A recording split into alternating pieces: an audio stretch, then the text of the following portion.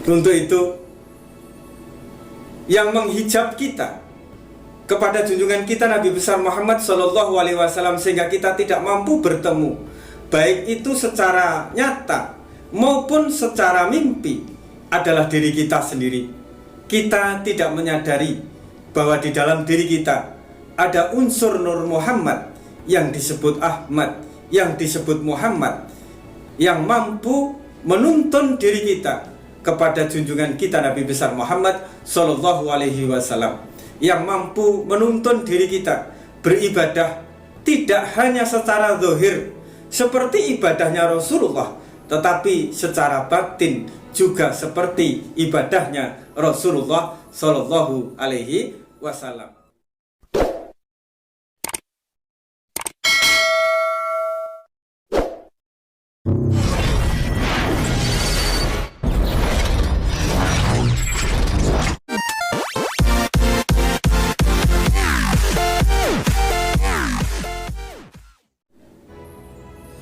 Assalamualaikum. Bertemu kembali dengan saya Cipta Hening, pengasuh Majelis Dzikir dan Tasawuf Sirul Asrar Surabaya. Pada kesempatan kali ini kita masih membahas tentang hu atau huwa. Hu kalau ditujukan kepada hati kita, ke dalam hati kita, agar di dalam hati ini muncul cahaya Allah, maka hu atau dia yang dimaksud adalah Nur Muhammad, yaitu cahaya Allah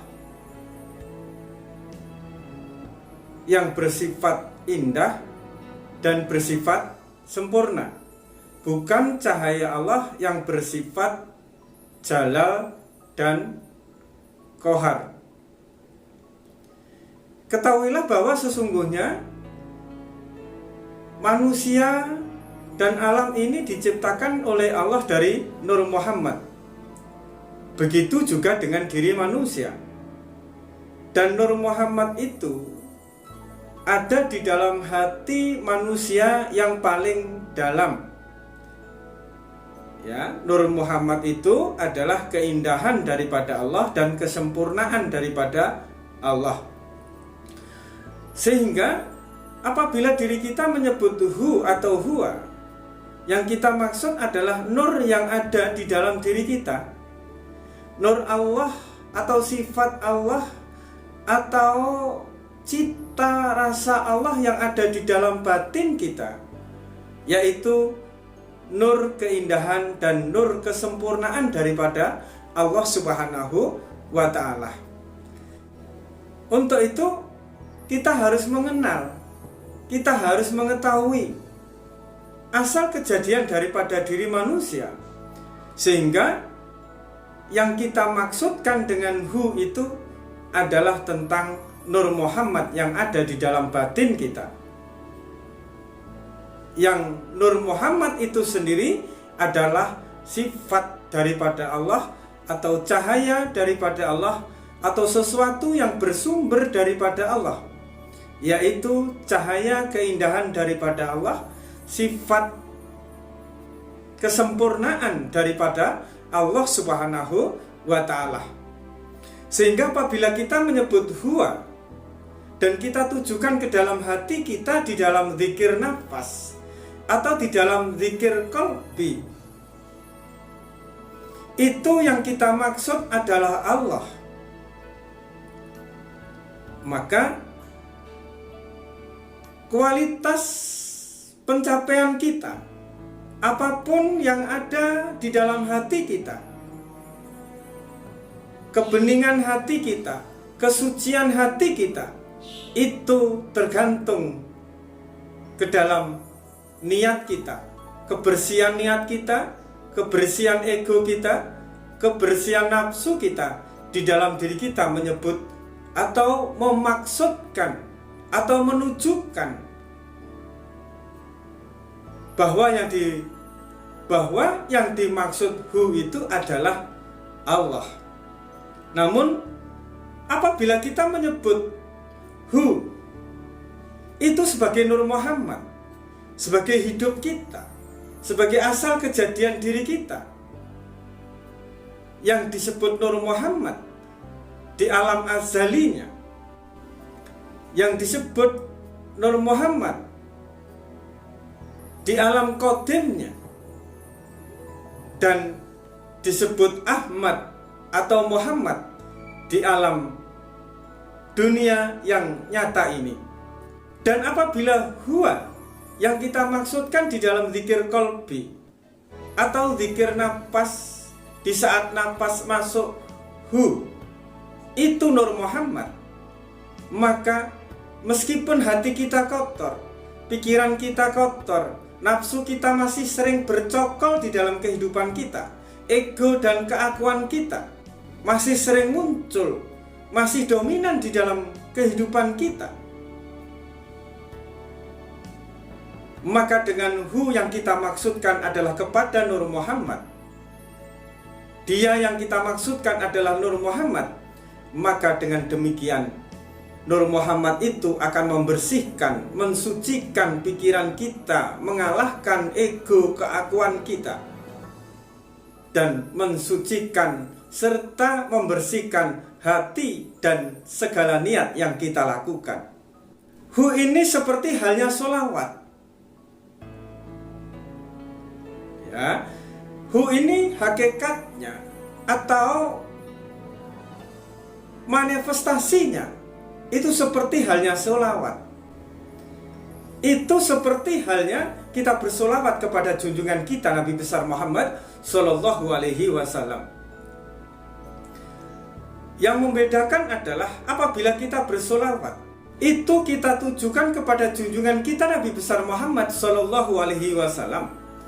Tetapi apabila hu dan hu yang kita zikirkan dan hu yang kita sebutkan di dalam zikir nafas, di saat nafas itu masuk di dalam zikir qalbi, maka sesungguhnya hu yang kita maksudkan tadi ibaratnya sedang mensolawati, sedang memberikan selamat, sedang memberikan penghargaan, kemuliaan, sedang memuji Nur Muhammad yang ada di dalam batin kita, yang disebut Ahmad, yang disebut Muhammad secara hakikat.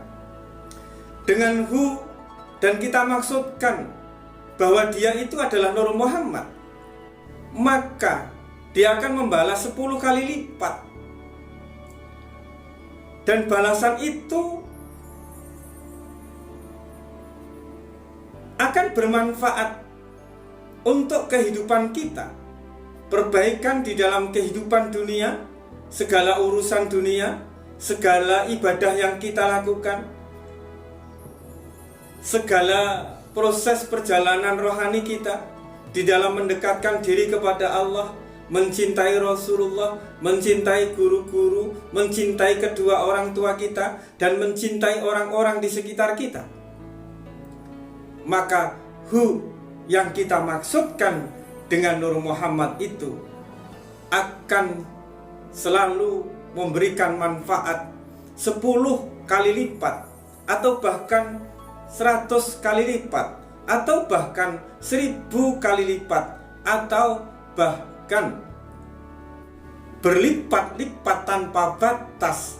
Dia akan membalas, memperbaiki segala sesuatu yang ada di dalam diri kita, memperbaiki segala sesuatu yang kurang pantas, memperbaiki segala sesuatu yang merusak, yang menyakiti, yang merugikan, baik secara fisik maupun non fisik yang ada di dalam diri kita. Itulah sholawat untuk diri. Hu ini selain sebagai kita memuji kepada Nur Muhammad di dalam diri kita, di dalam hati kita, di dalam rahasia yang terpendam di dalam batin kita, yang merupakan asal kejadian diri kita.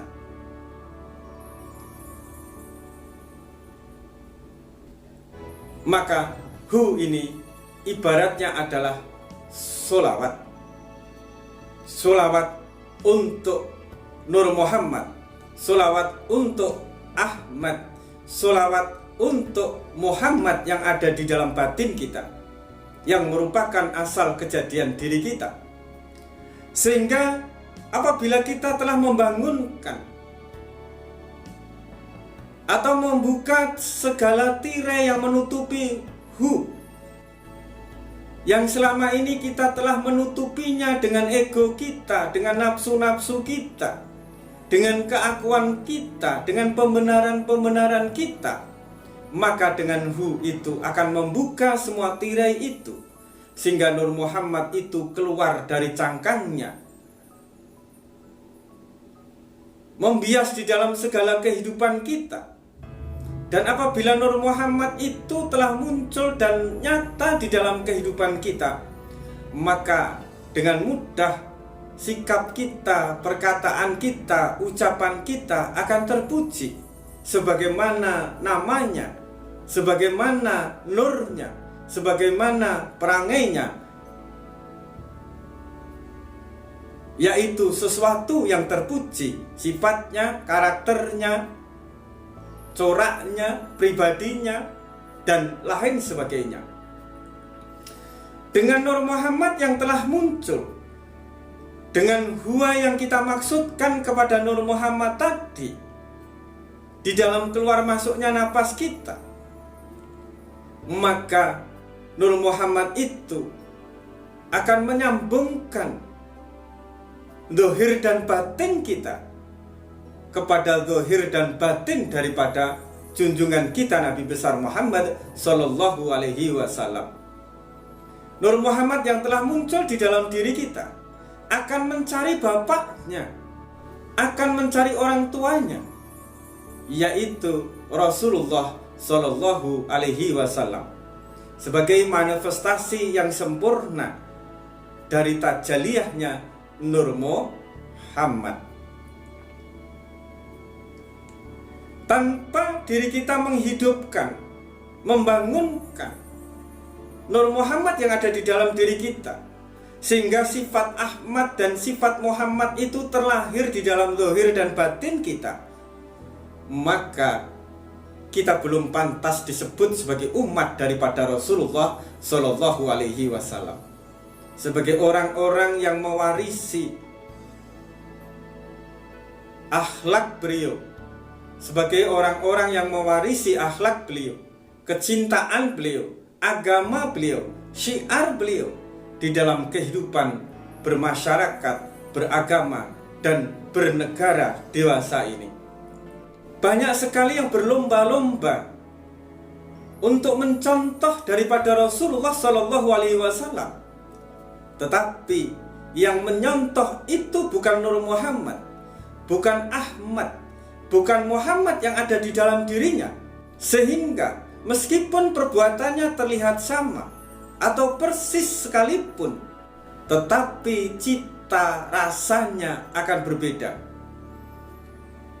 Orang yang menirukan perilaku Rasulullah, sunnah-sunnah daripada Rasulullah Sallallahu Alaihi Wasallam, dia melakukan sholat, dia melakukan puasa, dia melakukan zikir, mentelaah Al-Quran, membaca Al-Quran, dan lain sebagainya. Mereka menjalankan suatu yang disunahkan dan diwajibkan oleh Rasulullah, namun cita rasanya itu berbeda dengan cita rasa daripada Rasulullah Shallallahu Alaihi Wasallam. Gerak tubuhnya sama, ibadah lahirnya sama, tetapi hatinya berbeda. Pencapaian hatinya, pencapaian batinnya itu menjadi berbeda. Karena sesungguhnya sesuatu yang batin yang ada di dalam diri kita dan hati kita ini adalah merupakan hati daripada junjungan kita Nabi besar Muhammad Sallallahu Alaihi Wasallam. Karena Nabi Adam adalah bapak daripada segala batang tubuh, dan Sayyidina Muhammad Rasulullah Sallallahu Alaihi Wasallam adalah sebagai bapak daripada segala ruh. Ruh itu termasuk jiwa, termasuk batin, termasuk hati. Semuanya itu di bawah kendali daripada ruh, dan ruh kita adalah bapaknya bersumber daripada Rasulullah Shallallahu Alaihi Wasallam. Sehingga antara gen bapak dan anak itu tidak berbeda. Gen anak juga disebut Nur Muhammad, juga disebut Ahmad, juga disebut Muhammad secara jamak. Sehingga anak ini bisa bertemu dengan orang tuanya, bisa mewarisi karakter orang tuanya, bisa mewarisi dan meneruskan tugas-tugas orang tuanya, yaitu tugas-tugas daripada junjungan kita Nabi besar Muhammad Sallallahu Alaihi Wasallam untuk menyampaikan kebenaran, untuk menyampaikan pencerahan, untuk menyampaikan keselamatan dari Allah Subhanahu wa Ta'ala yang dikabarkan oleh junjungan kita Nabi besar Muhammad Sallallahu Alaihi Wasallam. Selama yang kita maksudkan hu tadi tidak tertuju kepada Nur Muhammad, maka diri kita selalu akan berada di dalam dualitas antara jalal, kohar, jamal, atau kamal. Sehingga kita masih selalu terjebak di dalam segala dualitas, baik dan buruk. Kalau hati kita pas bersih, maka kita akan cenderung melakukan hal-hal yang baik, berprasangka baik, berbuat baik, dan berniat baik. Namun apabila di dalam hati kita ada kotoran sedikit pun, maka cenderung akan memperburuk dan mengotori setiap segala sesuatu yang kita lakukan. Untuk itu, hu ini adalah sebuah zikir untuk mengingatkan diri kita dari mana kita berasal, yaitu dari Nur Muhammad, yang tidak lain adalah nur daripada keindahan dan kesempurnaan daripada Allah, yang disebut Ahmad atau yang disebut Muhammad. Setiap diri adalah Muhammad, sehingga setiap diri bisa bertemu dengan junjungan kita Nabi besar Muhammad Sallallahu Alaihi Wasallam. Karena setiap diri adalah anak-anak atau putra-putra daripada Rasulullah Sallallahu Alaihi Wasallam. Karena ruhnya, batinnya bersumber daripada ruh dan batin daripada Rasulullah Sallallahu Alaihi Wasallam. Apabila kita buta dan tidak bertemu dengan Rasulullah di dunia ini, bagaimana kita mampu mengenalinya, mengenali beliau nanti di padang mahsyar? Untuk itu, yang menghijab kita kepada junjungan kita Nabi besar Muhammad Sallallahu Alaihi Wasallam sehingga kita tidak mampu bertemu, baik itu secara nyata maupun secara mimpi, adalah diri kita sendiri. Kita tidak menyadari bahwa di dalam diri kita ada unsur Nur Muhammad yang disebut Ahmad, yang disebut Muhammad, yang mampu menuntun diri kita kepada junjungan kita Nabi besar Muhammad Sallallahu Alaihi Wasallam, yang mampu menuntun diri kita beribadah tidak hanya secara zahir seperti ibadahnya Rasulullah, tetapi secara batin juga seperti ibadahnya Rasulullah Sallallahu Alaihi Wasallam. Di dalam Nur Insan ada Nur Muhammad, di dalam Nur Muhammad ada jamal dan kamal daripada Allah Subhanahu wa Ta'ala.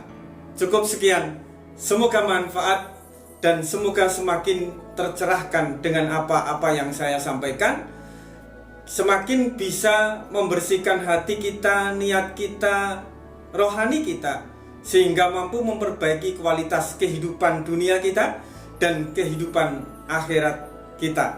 Ingat, tetap waras dan tetap fokus. Wassalamualaikum warahmatullahi wabarakatuh.